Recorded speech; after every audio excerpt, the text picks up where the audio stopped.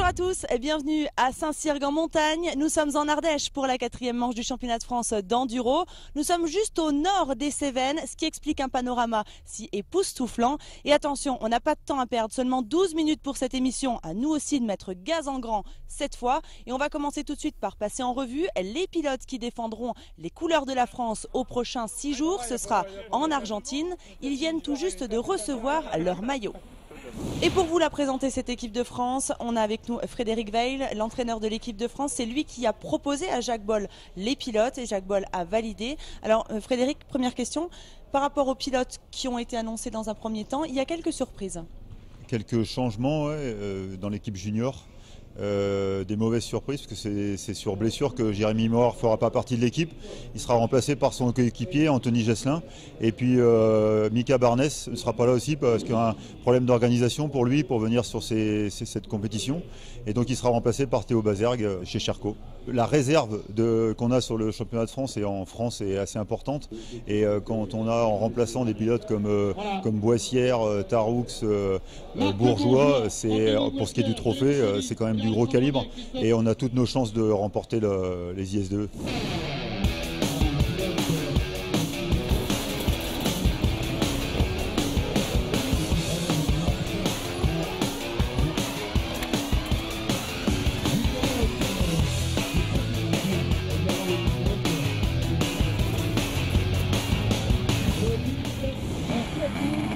Avec la blessure de Jérémy Miroir, le championnat junior est complètement relancé. Ils sont 5 à pouvoir être encore titrés et c'est le surprenant Swan Servageon qui prend les commandes dans le premier tour. Mais Théo Bazergue reprend la tête dans le deuxième tour pour ne plus jamais lâcher. Malgré un très mauvais début de journée, Jérémy Carpentier remonte à la deuxième position grâce notamment à une superbe ligne.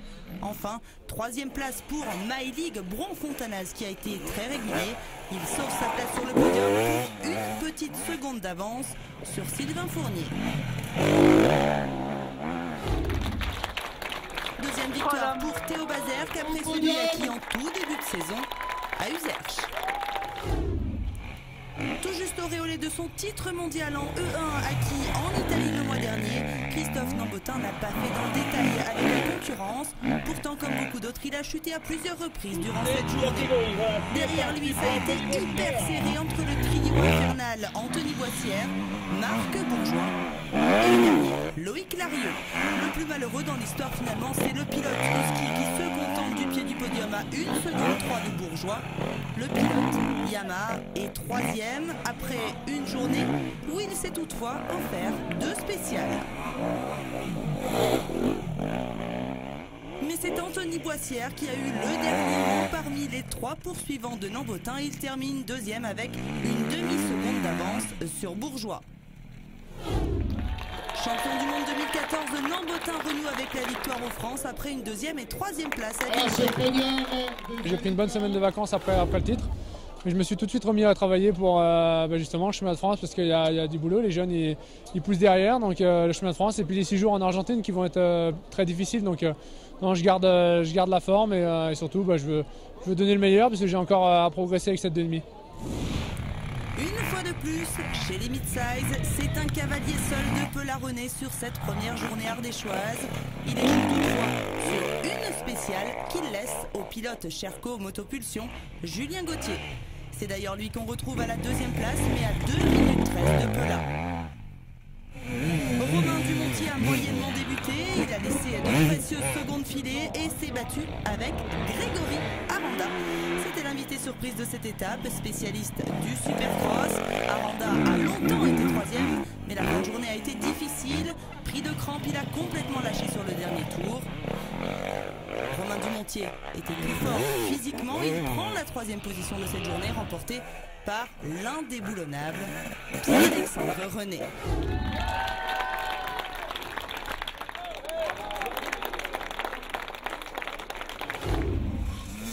Chez les grosses cylindrées, grosse bataille entre Antoine Basset et Jérémy Joly tout au long de la journée. Manuel Bebard, malgré une victoire à vibrer, n'est jamais en mesure ici de s'inviter au débat pour la gagne. Il restera restera sagement au 3e rang. Il s'impose toutefois sur une spéciale. Gigi et Basset ne se sont pas lâchés et avant l'ultime spéciale, seulement 3 secondes séparent les deux hommes au profit de l'officiel Gaz. On s'attend à une réponse de Jérémy Joly. Et malgré une grosse attaque, Gigi a encore laissé filer plus de 3 secondes. Il s'incline, il n'aime pas ça, mais il garde quand même le sourire. Moi j'aime pas, mais toi t'aimes bien. Antoine Basset accroche ici sa toute première victoire en élite de sa carrière et à domicile. L'Ardéchois ne goûte pas son plaisir. Je l'ai vu partir, je savais qu'il allait tout donner. J'ai regardé ses 2 premiers virages, j'ai vu qu'il donnait tout. Je me suis dit, 3 secondes c'est rien, il faut que je fasse pareil. Du coup, j'ai pareil et puis je l'ai battu dans cette dernière spéciale. J'ai repris jusqu'à 7 secondes d'avance, donc c'est bon. Demain, t'assures ou c'est Max Attack? Non, demain c'est Max Attack, ouais. Ouais, c'est Max Attack. En plus, j'ai une moto, il y a pas mal d'évolution dessus et je suis vraiment plus en confiance qu'avant dessus. Donc ça me gêne pas quand ça s'abîme un peu le terrain. Je vais attaquer demain. Du côté des trophées constructeurs, la victoire revient à KTM. Avant d'attaquer la 2e journée chez les filles, Géraldine Fournel continue son grand chelem en remportant le samedi. Mais le lendemain, la lozérienne Samantha Tiché met fin à la domination de la pilote Cherko. Elle s'offre sa première victoire de la saison en Ardèche. Chez les espoirs, avec une 3e place et une victoire, Quentin Delay-de-Mol reste en tête de la catégorie avant la finale d'Anvers. Et on recommence avec les juniors. Journée de révélation pour Maëlie de Bron-Fontanaz à Saint-Cyrgue. Le pilote de l'équipe de France Armée de Terre a enfin arraché sa première victoire de la saison au terme d'une superbe journée. Libéré à bloc dans tous les sens, il a tenu la dragée haute à Jérémy Carpentier qui termine 2e. Le plan de Michel Perel a très bien débuté sa journée mais a eu plus de mal à tenir le rythme. Enfin, Théo Bazerque, vainqueur la veille, complète ce podium au terme d'une journée qui a très mal débuté. Maëlie de Bron-Fontanaz peut savourer une victoire bien méritée. L'absence de Jérémy m'a permis de prendre un peu le devant et d'être aussi un peu le meneur, on va dire. Donc ça m'a délivré énormément et la confiance, j'ai pris une énorme confiance en moi. C'est exceptionnel, comme je le dis, j'ai jamais gagné un France. Ça fait 10 ans que je me bats pour gagner au moins une manche de France, que ce soit en enduro ou en motocross. Donc pour moi, c'est un grand jour. Au championnat, Jérémy Carpentier est maintenant leader malgré son absence. Miroir est toujours 2e, mais avec sa blessure, ça se jouera entre Bazerque et Carpentier. Bron-Fontanaz est maintenant 4e du championnat. Barnès a bien reculé, il est 5e.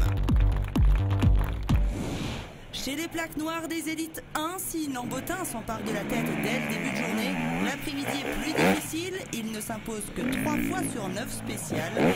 On retrouve d'abord derrière lui Anthony Boissière qui doit batailler dur contre Loïc Larieux. Moins à la lutte que la veille, le pilote Marc Bourgeois ne sera jamais vraiment impliqué dans la guerre pour la 2e place et terminera 4e de cette seconde journée. Entre Boissière et Larieux, c'est chaud jusque dans les derniers mètres. Le jeune pilote Huss Warner veut sa part du gâteau après sa 4e place de la veille. C'est avec un dernier tour irréprochable et 3 scratchs que Larieux vient prendre la 2e place occupée par Boissière depuis le début de journée. Avec ces 2 victoires dans le week-end, Nambotin conforte son avance au championnat devant Marc Bourgeois et Loïc Larieux. C'est Anthony Boissière qui occupe la 4e place.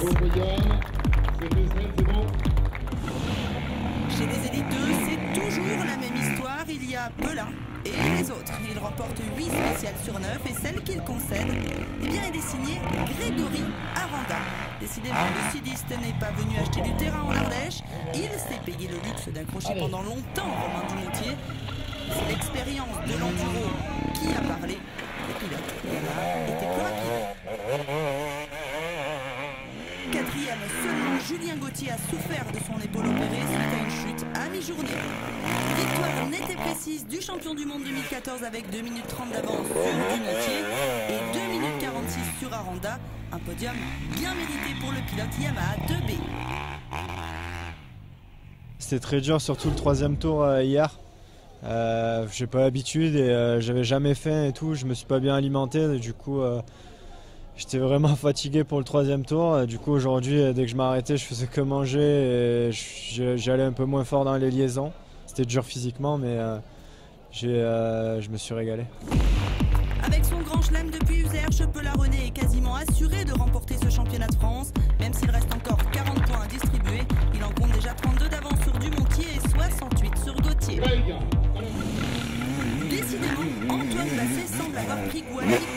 Il signe les 3 meilleurs chronos sur le premier tour et relègue Jérémy Joly, son plus grand rival, à près de 12 secondes. Dur pour le pilote Frigun qui déteste perdre, mais il n'y a rien d'exotique là-dedans quand on est un champion, n'est-ce pas Gigi? Derrière eux, on retrouve dans un premier temps Pierre Bissac, le pilote officiel TM est 3e jusque dans le dernier tour, mais il redescend du podium sur l'avant-dernière spéciale et finit par payer très cher une dernière essai complètement ratée. Tout cela, ça profite à Manuel Depart. Le pilote Beta signe à nouveau une 3e place ici à Saint-Cyrgue. Devant, c'est le même scénario que le samedi, alors que Gigi cravache pour revenir sur Basset. À la dernière spéciale, il accuse quasiment le même retard que la veille. Et même si c'est un meilleur temps sur la SP9, ce n'est pas assez. La victoire revient à l'officiel Gaz pour 2 secondes 2. Un week-end parfait pour Antoine Basset. J'ai mis du temps à me mettre dans le rythme de la course et puis à la fin de la course ça allait super. Le problème c'est que c'était fini donc c'était trop tard, voilà. Avec 5 victoires en 8 journées, Jérémy Joly est toujours leader de la catégorie E3. Il devance Antoine Basset de 17 points et Manuel Depart de 30 points. Cette seconde journée est remportée par Hux Varna chez les constructeurs. Voilà, on en a terminé avec cette manche du championnat de France à Saint-Cyrgue en montagne. Les meilleurs pilotes français vont tous aller sur la finale du championnat du monde à Brioude les 13 et 14 septembre prochains. Moi, je vous dis rendez-vous à Ambert pour la finale du championnat de France. Ce sera les 4 et 5 octobre prochains. Ciao, ciao.